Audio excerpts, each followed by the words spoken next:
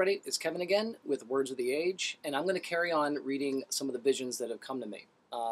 Again, many of these do not have interpretations, some of them have, but what I want to do is just read them straight through and let the Lord speak to you. That's how the body works. I don't want the interpretation to come from me unless the Lord has told me specifically. So this is how the body comes together to affirm messages. So these came in on Monday, February 25th, 2012 at 1:07 in the morning. They were a series of waking visions that I had while I was in Mexico. No, I was not in peyote. Yes, I was sober, and I was actually in Cancun shooting my friend's wedding. And I think this might have happened the day before their wedding, I'm not sure. But anyway, these were pretty heavy, so I'll just go straight through them. Vision 1, the bike of fire. I was in space. A man on a bike was pedaling extremely fast on a rail, and he and the bike were a tan color. A metal rod extended sideways from both sides of the bike, and flames burned on both ends. Soon he launched off the end into space and disappeared. There was darkness for a period, and then there appeared to be a jagged opening, through which I could see square patterns the same color as the man. They were tan, they're kind of like a dark tan, like in a Duchamp painting. The opening was then pushed aside by a room of the same color and pattern. It was undulating like a funhouse, like floors, walls, all moving like in a wave. A door of deep blue clearly opened up. Vision entered following this blue, winding tunnel, again very, very fast. The tunnel narrowed, and the vision shot out from the other end of like a cannon. So you're kind of going through this tunnel, and all of a sudden, like, you got to the end, and all of a sudden, boom, out through the other side. And then I entered now into another tunnel of the same color as the room, and the rider again sped through, except this time, the blue tunnel ran in tandem with it, just beneath it. So, like, he was on top, the tunnel was on the bottom, and there was no fire. Just like the bike, until again, the biker blew through the end out into the darkness. I don't know. Vision 2. Again, these all came one after the other in a series. This was called Spheres and Destruction. This one was pretty terrible.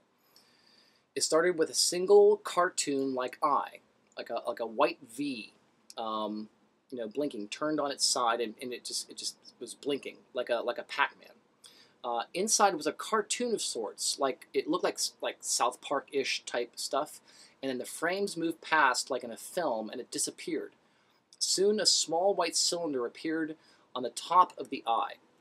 So this thing's going. This little cylinder appeared on the top, and it started spinning until a dim blue undulating light spread out from it in a massive widening circle. It started to shake off the cylinder eye. So it's trying to shake off the eye itself. So this thing's moving, it's trying to shake the eye off, which seemed to want to cling to it, but eventually it was thrown off. The blue then turned into the surface of a great sea. So that blue that came off the top, again, turned into a great sea. Suddenly the vision shot straight in the air. Like I'm under the sea and it's going straight up, and I shot through the water into the air, into the surface, high, high up into space. Then a worn gray metal dome appeared that expanded into a space station of sorts, sending metal arms out in 360 degrees. So again, it was like this old gray metal. It was kind of like worn, and again, it looked really, really old, and it shot these metal arms out in all directions. Then the earth appeared underneath of it. The arms then wrapped themselves around it, caging it. Then metal needles pushed inwards, puncturing the earth and crushing it into powder and drawing it up into itself. And I was horrified at this. It then turned into a dingy metal sphere of a light tan gray color. It exploded, then in slow motion, sort of like the Death Star, but not the Death Star. Another small sphere took its place, except that it was perfectly round, shining, and made of many round spokes, like a cat toy. So like the ball that has all the little rings around it. It was like that, except it was really shiny and a complete sphere. It quickly entered a square blue tunnel made of water for walls. turning here and there, and again traveling very fast. So the tunnel again was winding, and it was square, and this thing was traveling fast through it. The tunnel then turned into a round metal tube of sorts, of the same long rods of the sphere. So again, this gave way to a tunnel that was made of like long, round metal rods that ran the entire direction, like a tube. And okay, it was traveling so fast, and that it moved past my vision, and the tunnel began to constrict. Whether this was me or not, I don't know, but I realized the vision part of it, I was going to get stuck, which I did. So it's like it was pursuing this thing. It moved way ahead, and like, oh, this thing's getting tighter, tighter, tighter, tighter, tighter. Boom, and then my vision got stuck, or I got stuck. I don't know. I was then outside the tunnel looking in, and what was stuck in this thing, because it was too stuck, was an amorphous organic object. I could see its organs moving, like either it was being digested or it was being transformed into a cocoon. It then gave birth to a great and terrible machine, like some huge piece of construction equipment with large, ragged feathers of purple and green that sprung from its head. And it was in this massive room. So this thing, I don't know, it could have been 50 feet across, something like that. It was just massive. And it seemed to bellow in rage and defiance into this big, massive room. And then a black pit opened up in front of it, and it was cast down into it. Then it moved on to Vision 3, which I call the Sea and the Sphere. There were two small adjacent fields of fragile blue beads on thin strings that waved gently. So, okay, everything was dark, and there were like these, again, these beads, little tiny beads on these very thin threads. And one blue, the other kind of blue-green and lighter. And an invisible hand came down and seemed to touch them, you know, as if to say, see how fragile they are, because the whole thing just would move very easily if you touched them. Then the strings broke in a circle, and the beads poured down a deep blue tunnel, again, moving very fast and twisting and turning. And we got to the end of the tunnel, and lighter green, rings of blue shot past. So we're going through, and like these rings of blue would shoot past this tunnel. And it shot past as we, not sure why I'm writing we, but I wrote we, but we rose to the surface in a sunlit lake. There was a small, nearly deflated yellow inflatable toy bobbing in the water. A hand reached out and grabbed it, and a small figure on the shore with a geometric shape covering its head and shoulders. So there's this figure, and there's this, like, I don't know, like shoulder pads of an athlete, but it was like a transformer or something. Very angular, covering its head and shoulders. He clung to this toy, rocking it as if it were a sick pet. He then transformed. He released a live dolphin, swimming with life into an adjacent ocean. So the body of water that we were in was here, the land was here, and then this figure rocked with this toy, and then launched it into this dolphin into a body of water that was here. And these two were separate.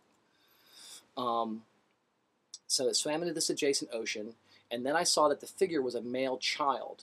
A white-blue light streamed in beams from the point of the geometric shape at the top of his head as it was pointed upwards.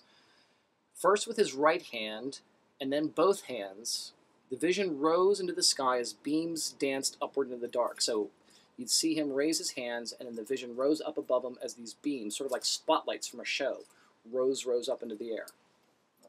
That one was kind of pretty. That was nice. The fourth one was not so much, although it ended kind of beautifully. This is called the Ancient One. There was what appeared to be a ragged hole in a beige wall above me. Again, it looked like an ancient wall, and again, there was a hole in it. And the sticks that control a marionette danced uselessly in the air, as if the puppet was gone. So, you know, the sticks that control marionettes, it was just kind of hanging there, and it looked like it wasn't attached to anything. And soon enough, they withdrew into the hole, taking the strings back with it. Indeed, there was no puppet, just little chunks of what remained of it attached to the ends of the strings. The vision held for a moment, and then from the jagged edge of the hole, A face that was already there but undetected rose. So obviously the face was already there, but you just didn't see it. It was kind of like hidden. And it turned, and it was an ancient stone face of a woman, partially crumbled, like in a ruin from a temple. Good, like an ancient temple. It was great and terrible, and it had power. And it moved in a steady pace and began to speed up. So it was like completely steady, like unwavering. You know, you could almost hear music kind of going behind it as it sped up. And then my vision moved behind it, so it's kind of coming my way, and then I moved behind it, so I'm watching it do like this. And so it's moving forward, and the face turned into a preternatural animal, half leopard and half lion. Then white, small plastic H's, like they look like H's again. They're made of the same kind of thin plastic you'd find in a pizza box that keeps it from crushing. Same kind of material, except like little H's. They started swarming the face, piling up on it. So it's going through space, and these things are piling up on it, like going through a snowstorm. It was just piling up, and the creature shook them off easily. Then it opened its mouth, and it consumed the next round. And it was moving at an incredible speed and very, very steady. At the beginning, I meant to mention that it was, as the face it was growing in power and moving, it moved ahead, and it began to, it was moving into a stormy sky lit up with fire. So remember that when the thing started.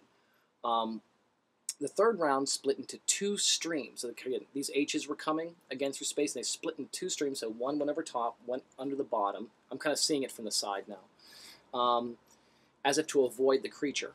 But the fourth round took on a thicker quality, and it entered the mouth once again. But then it soon turned into a jagged, unified shape like a lightning bolt, slowing this thing down, gagging it, and eventually bringing it to a sudden halt. The momentum of the debris behind it, because obviously it was causing some sort of destruction, rushed past it like a storm, tearing its flesh from its skull, leaving it still and lifeless. Then above, the sun broke through the clouds. It turned into a large purple sphere floating in a great sea, and it was very peaceful. And a voice spoke, which was both male and female, saying, "The wave of the future, the wave of the past, the wave that is coming, the wave that will last."